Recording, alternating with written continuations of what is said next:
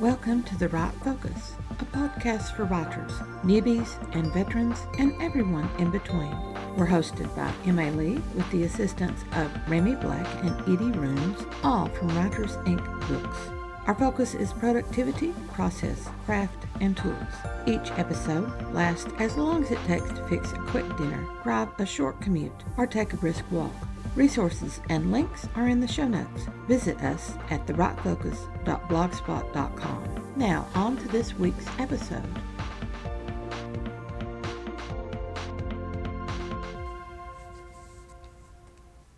Thriller writer Jeffrey James Higgins turns our interview into a smooth journey without any hitches in today's episode. He's in the D.C. area helping writers with his salon located at Elaine's Restaurant, the literary hub in Alexandria, Virginia. If you're in that area, do check out their website or listen using the link in his bio. We're winding down the last days of the Summer Writing Challenge with a quick tip on cover considerations. Check-in number 12 and my novella is finally on the last portion of its journey. All smooth traveling now. Let's begin.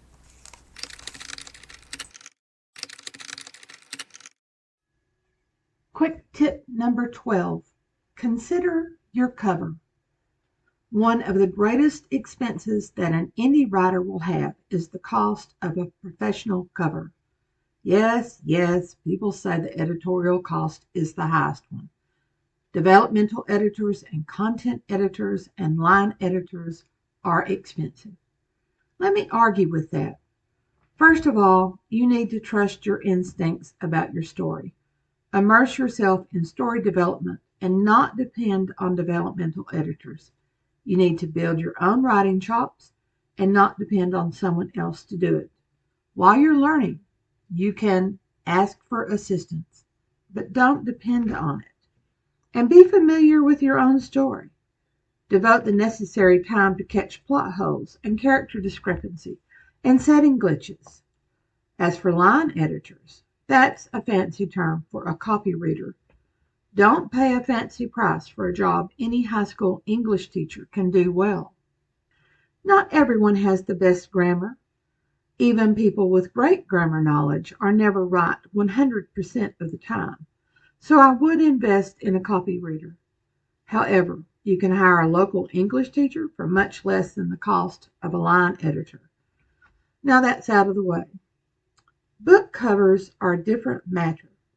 Cover designers are skilled graphic artists who understand the importance of the aesthetic, that subtle, almost indefinable something that sets one cover off from another one and draws readers to the book. The cover is the first selling point for your book. Don't turn people away at this point. Charm them. I found my cover designers by scanning for covers that I liked in the online market distributors, Amazon and Smashwords and iBooks. The book's sample pages took me far enough in to get an acknowledgement for the cover designer. Cover designers should be professionals with an artistic aesthetic that coincides with your vision for your books and your author brand. They should stay abreast of the field in directions for covers and ahead of the field in techniques and methods. I've been with that company since 2015 and I have no plans to leave them. They're becoming more successful, which means they demand higher prices, and booking covers can get a little antsy. We've had glitches caused on my end from not understanding the design process. On both ends, we strive for chatty amiability, but we've never met and probably never will unless I win the Mega $1 Million lottery. Here's another reason to keep your hard-earned money going to professional cover designers. You don't have to deal with, stuff. There's a lot of whiny, non-professionals out there. People who claim they'll do one thing but don't. People who don't proofread their covers and send it back with titles misspelled. People who claim to be abreast of the field but only turn out covers that look like last year's bestseller, which means they're 2 years behind. People who say they'll be finished on a particular date but miss it by weeks. Don't give these people any money. Depend on professionalism and be professional yourself.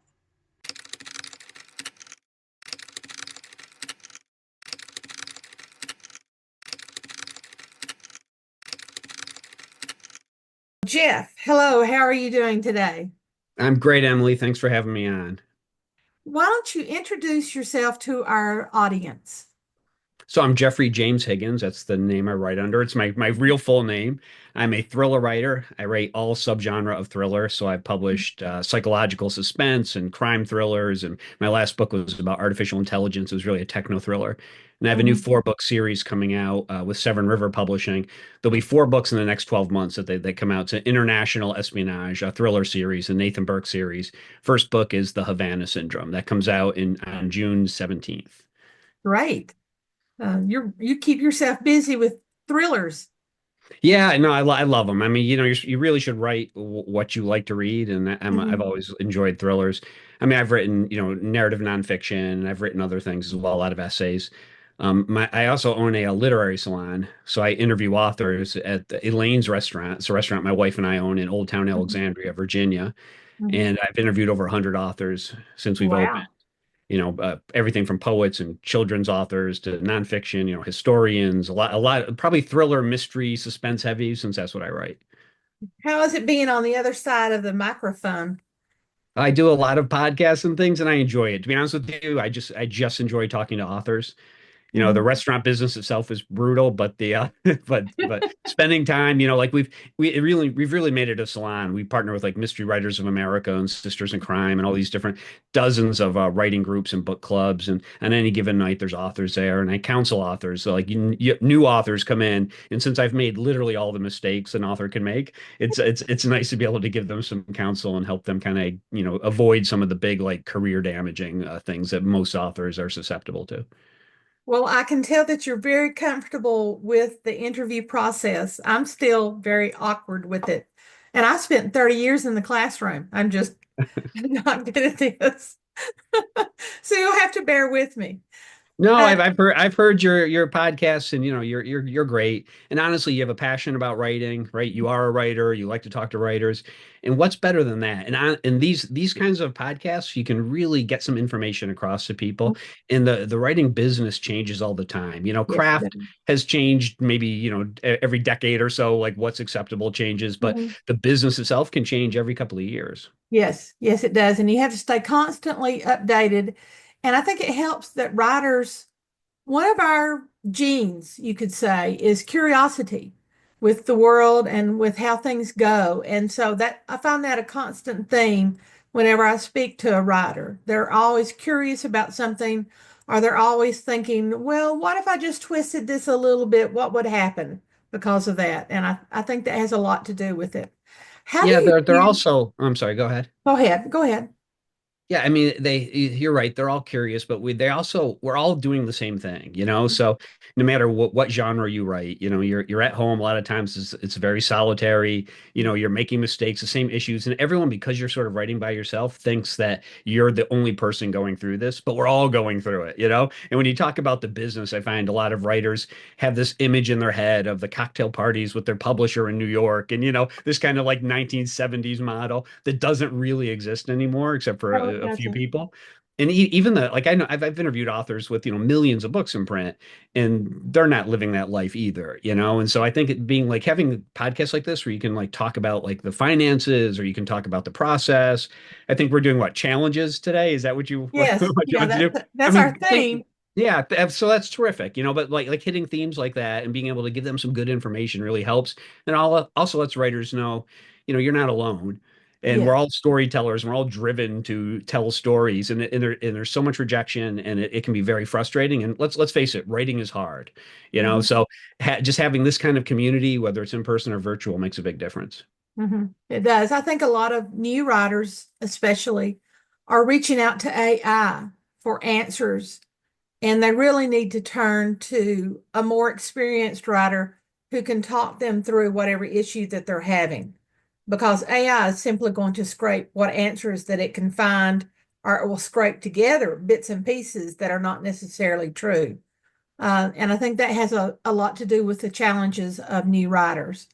And so it helps them to hear all of the problems and challenges that we have faced as we move forward. And my problem is I still bump into the same kinds of problems over and over. I may go 4 or 5 years with everything going smoothly and then just hit a major stumbling block. Like last year, I hit writer's block. And I firmly say there is no such thing as writer's block because there's not. You Right. can write. You can write an email. You can write a tweet. You can write a Facebook post. You can write. You just don't want to write the specific thing that's in front of you that you need to write. And so you'll go do all these other things instead. And I had to I dug myself out of it by doing the interviews last year with writers on writing. And that really got me moving through the process. And that helped a lot. Yeah, I mean, there's a difference between like, like I was a journalist many years ago and Mhm. people who wrote for a living and you realize, you can't wait for the muse, you just have to write and get words on paper. Mhm. But we all hit those moments, often in the muddy middle of a novel or, you hit something when that, it gets hard and you're kind of getting lost. And I'm an outliner, but even if you're not, you can just sort of get lost. And then, the shiny object appears, and you have the new idea for a book and you're like, oh, that's so exciting. And I've seen so many writers fall victim to that, where Mhm. they jump after they drop whatever they're doing and start something new. Then, of course, that gets to the middle and it gets hard. Then they want to drop it and, they never finish. And the ugly truth is, like, I've seen some different polling on this over the years, but Mhm. it's around 80-ish% of all people, like all people think they have a book in them and plan to write a book, but Yeah. only 15% of them ever actually Mhm. start, and only 3% of the people who start actually finish. And And that's then the numbers amazing. who are like traditionally published under that, it's like minuscule. I can't remember the Yeah. exact number, but I mean it's very, very small. So it's hard, and everybody, he knows it. So you just have to finish it. So if you have writer's block, maybe I jump around in scenes sometimes. I'll be in a scene and it's not coming, and I have to sometimes you have to let your subconscious, marinate a little bit and just think about it. And so I'll jump ahead to another scene that I do know Mhm. what's going to happen that I'm excited about, just to be writing. So it's all about getting those words on the page. Yeah, I have tried that. I find what works best though is to just start writing and then eventually it starts flowing out the way it's supposed to. It might take me 5 minutes, it might take me 20 minutes, but if I just start writing into a session, then I get there. I can always scratch out what doesn't work, but I have to get the words on paper. That's Um, right. Who was it who said you can't edit the blank page, right? So yeah. get somebody on there, and I've heard other writers say something similar too, where they have these rough sessions, but they hit their word counts, and then Mhm. later they can't distinguish which were the bad sessions and which weren't. So Mhm. sometimes it's not flowing, and then there's always like the real thing. Like sometimes you want to refill your creative tank, go for a walk, go spend time around people, read the news, stimulate your imagination a little bit. Sometimes you just need a good sleep. But since it's always hard, you really just have to get your work done. Yes, yes, that's definitely true. Now, I've taken us in a different direction, I think. How do you want think about challenges? So, I mean, for me, there's so many challenges, right? It's challenges with the craft, challenges with, the habit, challenges with the business. But the biggest one for me, because I do talk to so many writers, I mean, hundreds of writers a year. And I see though the people that I interview for my salon are accomplished, a lot of New York Times #1 bestsellers, and so they're all accomplished because they all had a book published, right? Whether self-published or with a big five or whatever. And so there are people who've done it versus the young writers who come in, not necessarily young, but first time writers, right? Who come in and they sit with me and they want to do things. So I can see the patterns and the behavior that works. So of the people who aren't writing, and I know will never write, it's always like, I want to write or I have this idea. And then there's always a big but followed by the excuse why they're not writing right now, right? Yeah. And the Hmm. people who write. Writers write, everyone else talks about it. And Hmm. so, for me, the challenge to people is write every day. And I Yeah. know, listen, everybody's process is different. I like to write in the morning when I'm sharp after about a pot of coffee. Some people write at night, but Hmm. it doesn't matter when you write. Some people, have to be in a coffee shop so you can hear that ambient noise around you. Other people have to Hmm. be in solitude, whatever it is. Figure out what works for you. Try a bunch of different things. But if you plan to write every day, it won't work because, life gets in the way and things Oh, yeah. happen. But if you try to write every day, you'll write most days. And Hmm. when you do that, you develop a practice, and it's this habit. And what they say, you need like 21 days or something to form a habit. Hmm. It's more than that with writing because it's not just when you're writing. If you write every day, the story stays in your head. So like when you're in the shower, when you're going for a walk, the story's kind of working in your subconscious and you're fixing problems. And so what I tell people is if you can write like 250 words a day, that's one page. That should take you like 15 minutes. If you can write for 15 minutes a day, you can do a first draft in a year. Right. And what you'll find though is if you shoot for I'm going to like just do one page a day, once you get into it, you tend to write a lot more. Yes. Hmm. And we're in That a is really true. cool time where there's all these technological tools that are available to you. Mhm. So, you can dictate.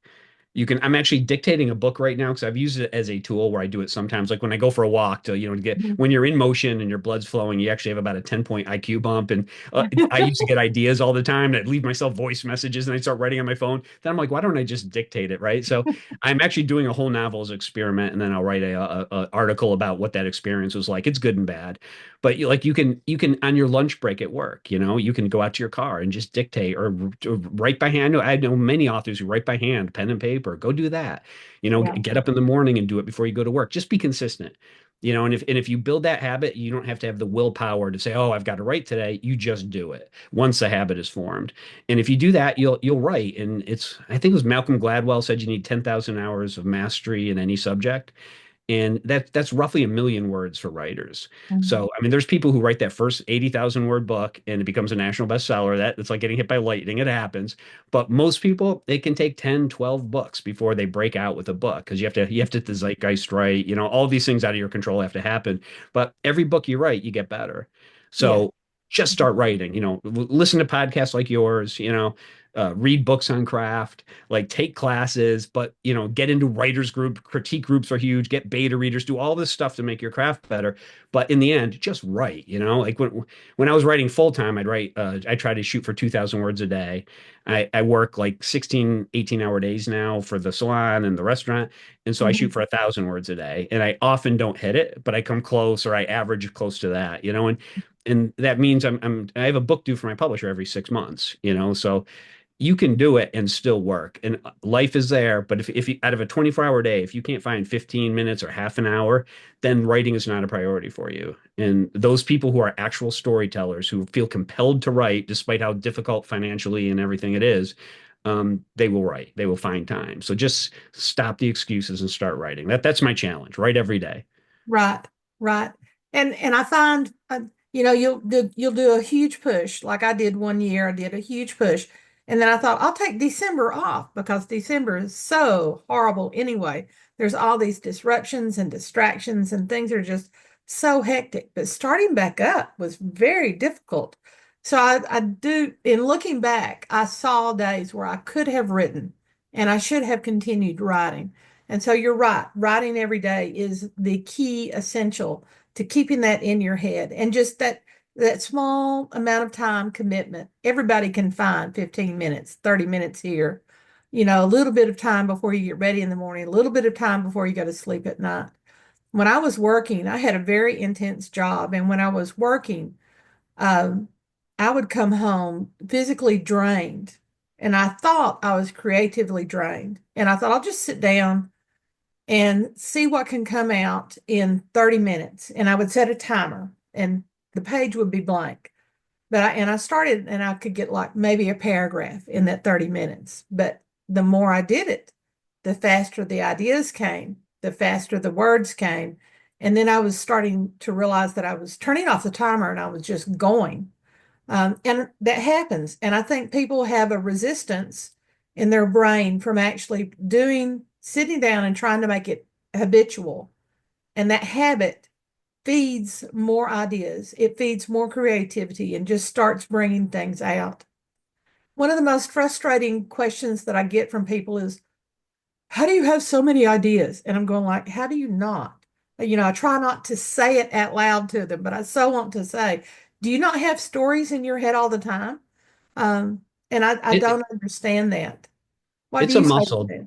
the brain is a muscle, right? So the more you Yes. work, like if you learn a language, your language center actually grows. So you have to stimulate your creativity. And one of the ways to do that is to do the what ifs, you know? I do that. I'm reading the paper and I read a story and I go, oh, but what else could that be? Right. And it kind of Yes. stimulates. That's the book is coming out in a couple months, the Havana Syndrome. I read a article about a CIA report and I looked at the CIA report and they were saying, you know, this is the psychogenic causes to this. And I'm like, this is obviously a lie. So why are they lying about it? You know, and Yeah. that so doing the what ifs, you can also do like lots of hacks to make life easier for you, you Hmm. know, and that you're right. Once it becomes habitualized, then it's much easier. But you can like, you know, turn off the phone, silence everything on the computer. Don't check your mail. Just say for this period of time, I'm just going to write. Hmm. And the words will come eventually, and it will get easier the more you write.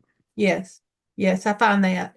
I find that. But I also have these little hacks. Like Monday is green, Tuesday is blue. And so I have different pens for those particular days.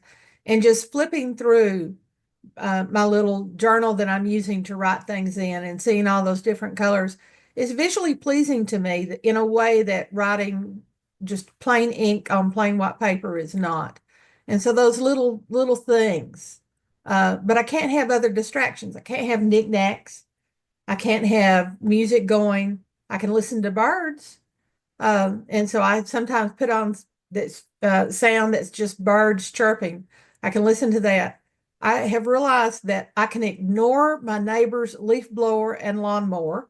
Uh, because you sit down and you go like, okay, I'm just going to do 30 minutes. I'm not going to look at the clock. I'm not going to set a timer. Let's see what. And you look up 2 hours later, and all of a sudden you've turned out a lot of things that you were totally not expecting because you felt drained when you sat down. And I find that when I write, I'm more energized afterwards. Not, I don't have, I've drained out the creativity, but my body is more energized. Yeah, it depends like on the job people have too. You know, if you have a job that requires a lot of creativity during the day, sometimes you're burned out at night. So people who have writing for a job have more trouble at night. In the Hmm. mornings, I find it's easier because at least I'm at my sharpest, right? And I can get the Hmm. words out.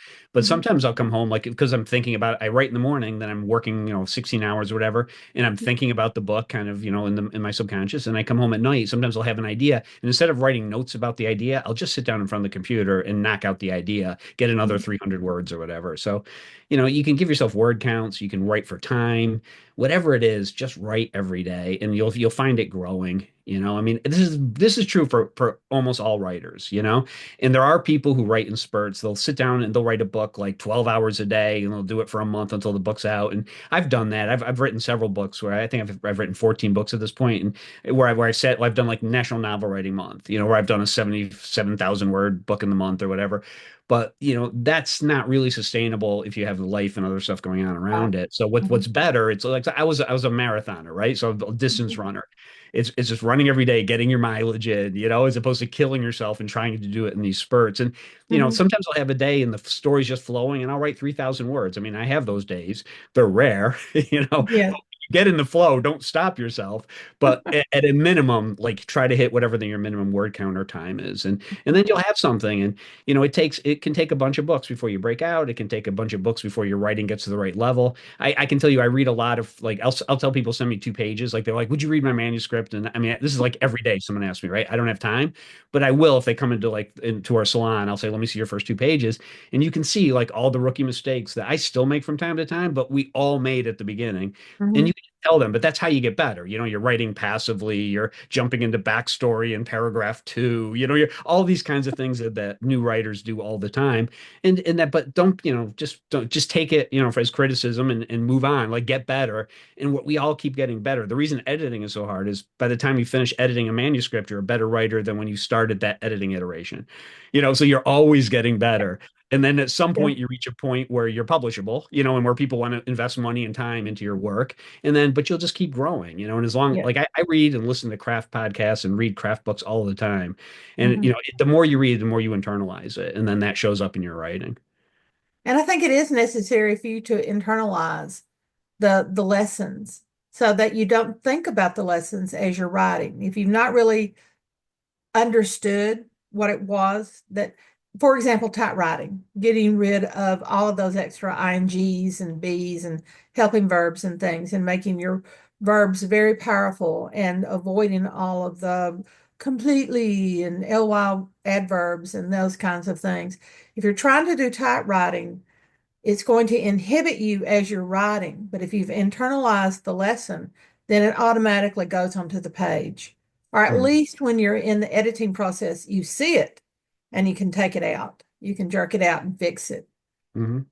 Yeah, no, I agree. And there's tools like there's Pro Writing Aid and Mhm. Grammarly and a lot of these like online tools you can use at the end. Don't do it while you're writing because it'll interfere with Yes. your writing. Hmm. But you're right, like all that stuff like filter words and the to be verbs and there's Hmm. so much of that you can get rid of. And there are like Pro Writing Aid's very good at like pointing that out, and Hmm. they call them glue words. You have 23 words in your sentence and it should really be 16. And Right. I tend to write long because I write these first, they call them vomit drafts. You just basically get the story out, so it's always Yes. long. Then I Hmm. I can usually tighten at least 10 to 15% in just tightening the language. But I'll look for places to cut. So I've had books, right? Like you have to get under a certain word count for a publisher. Hmm. And so you're looking at every single sentence. Does the sentence need to be there? Can I combine it with another sentence? Okay, no. How do I make it shorter? How can I say the same thing in fewer words? And honestly, you're just honoring your reader's time by writing as succinctly as you can. Yes. And that is something that I noticed, when I started writing and I was trying to do typewriting, um, and I would go back and I would read maybe a Georgia Hire from earlier in the 1900s, or I would pick up something like a Jane Austen, and she was taking forever to get to the point, or Nathaniel Hawthorne, 15 pages when one paragraph would have done, and you're thinking, how could they get away with that? Well, they didn't have all the distractions. They didn't have television, they didn't have radio, and so they could ease the reader to the point that they were trying to make. We need to capture the reader immediately. And I think sometimes people forget that. And so they might dwell 3 pages on describing the sea and the movement of the wind on the waves and that kind of thing. And they don't realize they need to start with the action of the character, not the action of the earth. Mhm. No, you're 100% right. And I mean, it's cultural, right? Like the writing and style changes. So Mhm. the long exposition, the omniscient point of view, all Mhm. that's gone now, or mostly it's gone now. And so, and also people's attention spans are shorter. And you're right, Yeah. because you're competing with not just Netflix and every other form of entertainment. I mean, people walk around with movies in their hand, right, with their Yeah. phone. Mhm. But you're And also drive. competing with every single other author. And there's something like 3 million titles a year that are coming out, Mhm. so there's a tremendous amount of noise. So you have to get your craft there. But, I would encourage writers at the beginning, just tell a story that interests you. You know what I mean? Like tell something that if I find this fun, I find this interesting, get the story out because you're making a story out of whole cloth. And if Mhm. you as a writer don't do that, the story doesn't exist and it will never exist. So, Right. like I feel like I'm channeling stories often. I remember being a little kid under the covers, turning on the light and writing so much I get blisters on my hands. So I was trying to get the words out as fast as they were coming to me. And a Right. lot of Mhm. writers have that. You're nodding, right? A lot of writers have that experience. And so Yeah. just get it out there. And then, you can use editors, you can use beta readers and critique groups and you can get better. And so a lot of times those first couple manuscripts aren't publishable. Sometimes they are, and sometimes you can fix them. Sometimes they sit in a drawer. And then a few years later, when you publish something else, you can go back and rewrite. I'm always afraid to go back and look at something I've written before because I'm such a better writer 2 or 3 novels down the road that it's embarrassing. But Yeah. you do the best you can at the time. And if you can be inhibited by so many things from the lack of money to the constant the rejection from agents and it's on and on. But just once you have the story on paper, then you can try to fix it. And it might take you a bunch of books to get one that's ready to go, but that's okay. It's learning. This is a craft. If it were easy, everybody would write a book. And it's Yes, not hard. And it takes years to learn this craft. it does. And you have to practice it. You can't learn it by reading. You have to learn it by the writing. You have Yeah. to really practice it. I read a biography. It was somewhat like a biography of Earl Stanley Gardner, and he wrote, I don't know, hundreds of books, and in addition to, hundreds of short stories. And he started. He was lucky in that he had editors who would tell him where his first stories were going wrong, and then he wrote the next story, fixing his story based on what they said. I think a lot of people need that kind of interaction, but there's nowhere to get it now, unless they go into a critique group or they go within a writer's group that will let them read the story to them and stop and tell them what the problem is. I mean, I'm in the DC area. There's a really Mhm, vibrant literary community here. There's tons of like in-person writing groups. There's mhm, also, lots of online groups, but you mhm. have to be careful. Like you don't want to be the best writer in the group, and you want to be in a group where people are far enough ahead of you that they can actually help you. Yes. And Mhm. often people get into a group and then they'll switch groups several times over the years because they keep getting better, so they have to find new people. But you can find them through like the Authors Guild. If you're published or if you have an agent that you can join the Authors Guild, I'd recommend that. I go to conferences like Thriller Fest and BoucherCon, and I mean there's a dozen Creatures, Crimes, and Creativity, a dozen of these little smaller regional conferences as well. Killer Nashville is a good one, and so you can go there. Yes. You Mhm. talk to agents, you can talk to publishers, you can talk to other authors, and really all that you need is a couple of other people who write in your genre, which by the way is very important for a critique Yes. group. There's Yeah. different reader expectations, different tropes, there's things people want, so you have to get people who know what you're writing and can actually help you with that. And when I Mhm. send stuff out to, like, that's a critique group, but I also have beta readers, so I have tons of friends and family and readers like that I've had for years who just read it. They don't write, but they read my genre, so they can tell me. I'll send them a paper manuscript and I'll say, mark it where you got bored, mark it wherever you put it down. Let me know if you didn't like a character for some reason. Like tell me what if something confused you. And you give them all these questions, and that's how you get better. Yes, it is. It really is. Do you have any other challenges that you think a writer would need to hear about? Oh my God. You know what? It's a really difficult business. There are so many challenges. So, the writing every day, I would also challenge people to try, like, you could tackle one at a time, but try different things like setting as character, Mhm, writing limited character scenes, writing mhm, multi-character, writing in first person, writing in third person limited, writing in deep third mhm. person. Like, try the different techniques, try the different types of writing. I would encourage people also there's so many writing tools out there, and you can get lost in all the technology and all that. And Yes. really, all that you need is a pencil and a piece of paper, and you can go. But like I use Scrivener, about Mhm, 90% of all authors use that, and mhm. there's about 100 functions. You maybe only need three that actually make your life better. It's like Word on steroids, right? It's really good. Right. I Yeah. use Pro Writing Aid. I use Dragon software for dictation, but I've also been using just Apple Notes. It has a pretty good dictation. You can dictate right into Scrivener. You can dictate right into Word. Try that stuff. And then when it comes time, like when you have something and you feel like it's good and it's as good as you can make it, try to go get an agent. And that's a whole other like level of challenges, right? Like writing a critique letter is a sales document. It's 3 paragraphs, the hook, the book of the cook, basically. And it's And it's extremely, extremely hard. it's But really hard. The numbers are terrible. The average agent gets between 30 and 100 cold queries a day. Most of them have interns who are just vetting the stuff. But there's a whole other. I'm actually gonna. I help so many people with those query letters. I'm doing it this morning, as a matter of fact. But I'm actually going to start offering that as a service. I think just because it's helpful and I can do it very quickly. But that's a yeah. challenge. And then if that doesn't work, you want to try to get to an independent publisher because you can't get to the big five. Get using a similar query letter, but for submissions, to the agents is a whole other thing. Editing, working with editors is a challenge. Working with a new publisher is a challenge. And then once the book's coming out, you have the whole marketing thing, and that's like a different job. And you as an author have to actually be able to do it. Like your book won't go anywhere if you're not all in. Like you have to do Yeah. appearances. Talk Mhm. about your book. You have to go to conferences. You have to go to book fairs. You've got to try to sell it. You've got to encourage people to review it. On and on and on. It's out there, Mhm. but it's fun. It's your baby. And once you write a book and once it gets published, it's out there forever. That's great. Uh, Zoom just notified me that we're running out of time. I thought we had more, but apparently not. Is there anything, this will probably come out in August.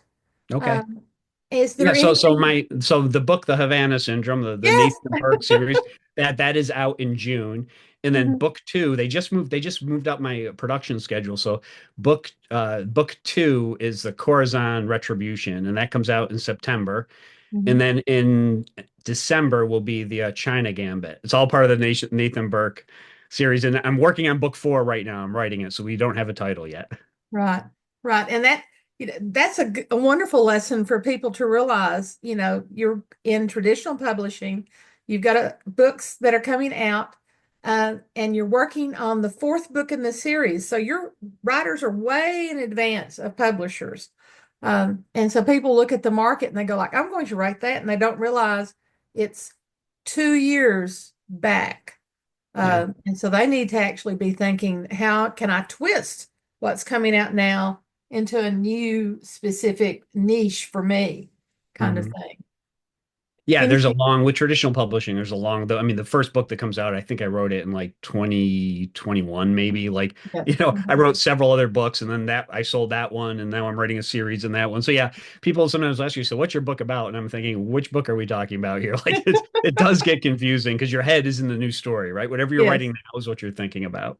Luckily, this is a series. This is my first series. Everything else was a standalone. And I would also encourage writers to go to my website, jeffreyjameshiggins.com. And can they link to the salon from your website? Very soon they will. I'm actually opening a new webpage too. It's Elaine's Literary Salon. It's elaine's-restaurant.com.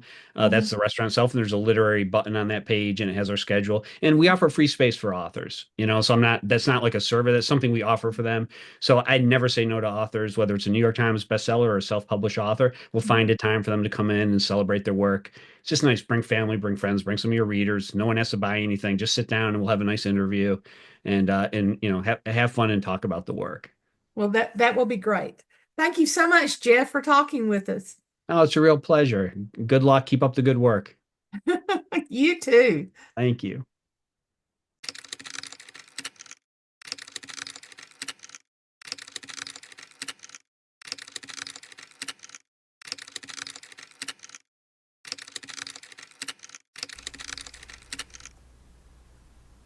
Check-in number 12 covers August 13 to 19. I've already met the major goals: 65,000 words, a 30,000 novella. The novella has 34,157, and the grand total on words at the end of this week is 73,748. I have podcast episodes to do, proofreading and corrections. What did I do for this past week? Wednesday, October 13, a podcast that I should have done last week. I'm not going to report the words. I don't need the words. Thursday, August 14th, after errands, finishing the first proofreading of chapters 8 to 13 in the novella. Friday, August 15th, the first round of corrections, and I added words to the novella. This is with me removing whole paragraphs, fixing plot holes, cleaning up discrepancies and motivations, building a few descriptions, and giving weight early on to characters who became important, which I didn't anticipate. Saturday, August 16, was the second round of proofreading, the whole thing in one day. Sunday, August 17, I started the podcast for this week and finished on Monday. Also on Monday, I did the second round of corrections, only a few words added, not enough to count.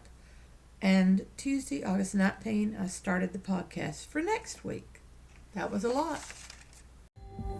Thanks for listening to The Right Focus, a podcast for writers at all levels, hosted by Emma Lee from Writers Inc. Books, assisted by Renee Black and Edie Runes. Our focus is productivity, process, craft, and tools. Music is licensed through Audio Jungle, called Background Music Loop. Its creator is Alexandria, known on Audio Jungle as Plastic 3. The music comes in different iterations.